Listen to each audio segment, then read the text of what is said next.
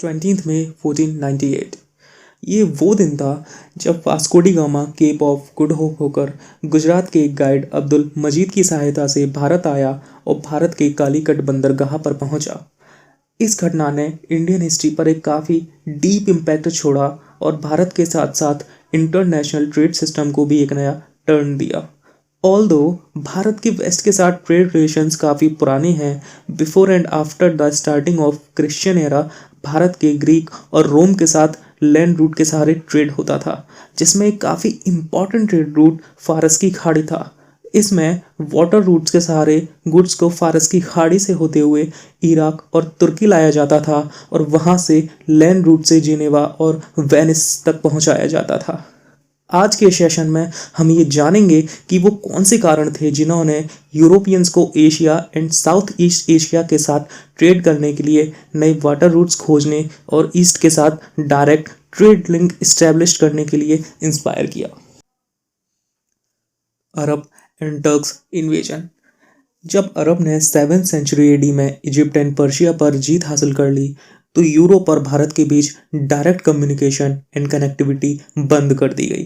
अब ईस्ट से गुड्स मुस्लिम इंटरमीडियरीज के थ्रू यूरोप में पहुंचाया जाने लगा और जब इसके बाद 1453 एडी में उस्मानिया सल्तनत ने एशिया माइनर को जीत लिया और कुस्तुम दुनिया, जिसे हम प्रेजेंट डे टर्की के रूप में जानते हैं, उस पर अधिकार कर लिया तो ईस्ट एंड वेस्ट के बीच पुराने ट्रेड रूट्स डायरेक्ट टर्क्स के कंट्रोल में आ गए। हालांकि हम ये देख सकते हैं कि इन दोनों ही घटनाओं के बीच एक काफ़ी लंबा गैप है, पर फिर भी इन दोनों ही घटनाओं ने ईस्ट एंड वेस्ट के ट्रेड पर डायरेक्ट अपना प्रभाव डाला। The trading monopoly of Venice and Geneva.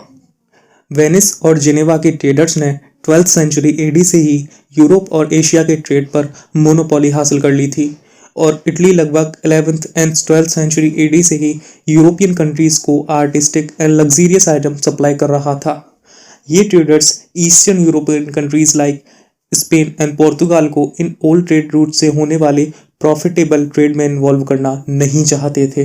ये भी एक काफ़ी इम्पोर्टेंट कारण था जिसने स्पेन एंड पोर्तुगाल को नई जियोग्राफिकल डिस्कवरीज के लिए इंस्पायर किया और आगे जाकर स्पेन स्पॉन्सर्ड क्रिस्टोफर कोलंबस ने 1492 एडी में अमेरिका और वास्को डी गामा ने भारत के लिए नए वाटर रूट्स डिस्कवर किए। Development of new technologies. 15th से 17th एडी में एज ऑफ एक्सप्लोरेशन के दौरान न्यू टेक्नोलॉजी के डेवलपमेंट ने भी एक काफ़ी क्रूशियल रोल प्ले किया। एग्जाम्पल के लिए मैग्नेटिक कंपास, जिसमें एक मैग्नेटिक निडल होती थी जो हमेशा नॉर्थ की ओर इशारा करती थी, जिससे सेलर्स डायरेक्शन का ठीक से पता लगा सकते थे। इसी तरह cross staff and black staff कमाल दो ऐसे इंस्ट्रूमेंट्स थे जिन्होंने काफ़ी हद तक सही लैटिट्यूड का पता लगाने में मदद की। साथ ही 15 से 16 सेंचुरी एडी में प्रिंटिंग और नक्शा बनाने का काम भी तेजी से विकसित हुआ। Spread of capitalism. 15th से 18th सेंचुरी एडी के बीच यूरोप में बियॉन्ड एक्सपेक्टेशन इकोनॉमिक ट्रांसफॉर्मेशन हुआ। इस पीरियड के दौरान farming specially in manufacturing sector में अपनाई गई न्यू टेक्नोलॉजीज के बेसिस पर ट्रेड एंड मार्केट्स में काफ़ी रैपिड ग्रोथ देखने को मिली। धीरे धीरे फ्यूडल इकोनॉमी की जगह कैपिटलिज्म ने ले ली और जैसा कि हम जानते हैं कैपिटलिस्ट सिस्टम प्रॉफिटेबिलिटी और मार्केट कंपटीशन पर बेस्ड होता है। इसमें रॉ मटेरियल एंड गुड्स की बिक्री के लिए कंटिन्यू एक्सपेंशन की ज़रूरत होती है। तो इस वजह से हमें ये भी देखने को मिलता है कि उस समय न्यूली इमर्ज्ड हुई कैपिटलिस्ट इकोनॉमीज़ अपने सामान की बिक्री के लिए लगातार एक नए बाज़ार की खोज में थीं। इन सब के अलावा मार्को पोलो के चाइना ट्रैवल करने और उसकी ट्रैवल स्टोरीज़ में described prosperity and immense wealth of East की कहानियों ने यूरोपियंस की लालसा बढ़ाई। 15th सेंचुरी एडी के सेकेंड हाफ में इमर्ज्ड होने वाले centralised states and powerful kings ने जियोग्राफिकल एक्सप्लोरेशन को बढ़ावा दिया और साथ ही एक्सप्लोरर्स को फाइनेंशियल असिस्टेंस भी प्रोवाइड किया। कंक्लूजन।